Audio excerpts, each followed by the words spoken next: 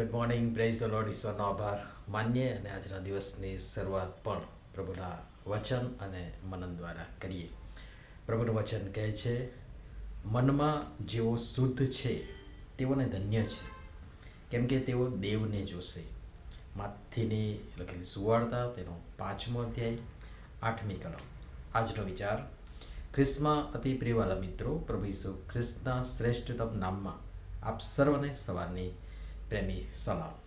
ધન્ય વચનો જે આપણે થોડા દિવસથી જોઈ રહ્યા છે, એમાં આગળ વધતા આપણે માણસો ફક્ત ઉપરથી ટીપટોપ બની શુદ્ધ અને પવિત્ર હોવાનો નર્યો ઢોંગ આડંબર દેખાવ કરીએ છીએ, પરંતુ અંદરથી કેટલા અશુદ્ધ, પાપે ભરેલા, જેમાં સંદેહ છે, શંકા છે, વેરભાવ છે, ક્રોધ છે, દ્રોહ છે, દ્વેષ છે, ઈર્ષા છે, અદેખાઈ છે, કજિયા છે, કંકાસ છે, જગતની મોહમાયા અને માન મર્તબો ને હોદ્દાની ઘેલછા ને વળી એટલું જ અભિમાન, અને એ સર્વ માટે થઈ અનીતિની,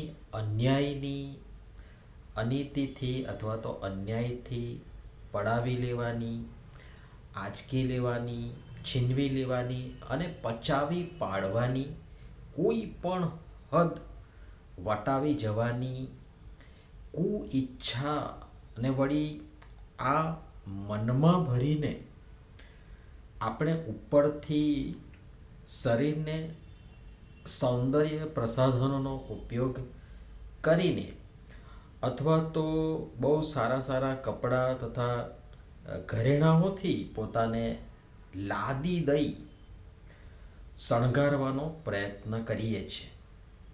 અને એ બાહ્ય આડંબર છે ને બાહ્ય દેખાવ છે ને બાહ્ય રીતે આપણે એ રીતે પોતાને શણગારી બહારથી ખૂબ સારા અને ભવ્ય દેખાવાનો પ્રયત્ન કરીએ છીએ.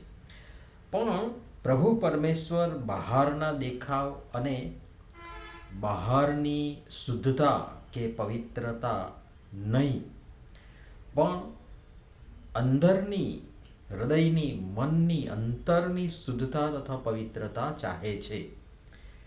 અને એ હોવી પણ જોઈએ. અને માટે પ્રભુને પ્રાર્થીએ કે ભજન સંગ્રહમાં એક બહુ સરસ ગીત છે, ગુજરાતી વિભાગમાં ગીત નંબર 357, એનો 3જો શ્લોક જે કહે છે, આપણી પ્રાર્થના પણ હોવી જોઈએ કે પાપ કરવાની ઈચ્છા મનમાંથી કાઢજો, કરજો રાજ પ્રભુ અંતરની માય. મન ચંચળ છે, વિચલિત થયા કરે, પણ પ્રભુની કૃપાથી એને વશમાં રાખી શકાય છે અને રાખવું જોઈએ.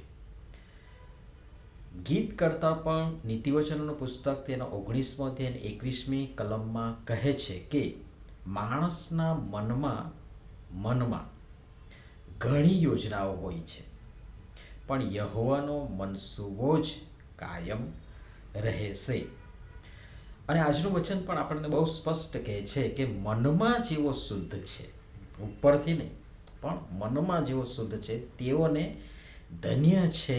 અને પછી વચન પણ બહુ સરસ આપવામાં આવ્યું છે, કેમ કે તેઓ દેવને જોશે. પરિણામ આપણે આગળ મૂક્યું છે, બહુ સરસ. મનમાં જેવો શુદ્ધ છે તેઓને ધન્ય છે, કેમ કે તેઓ દેવને જોશે. પણ મન શુદ્ધ હશે તો.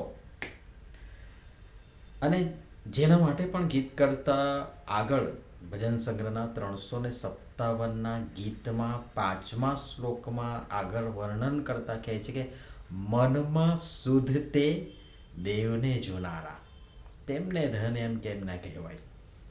અને તેથી બાહ્ય રીતે નહીં પણ અંદરથી, મનથી, હૃદયથી, અંતરથી શુદ્ધ થઈએ અને ધન્યતાનો અનુભવ કરીએ. અને પ્રભુ વચન આપે છે, મેં અગાઉ કહ્યું એ પ્રમાણે, કે તેઓ દેવને જોશે.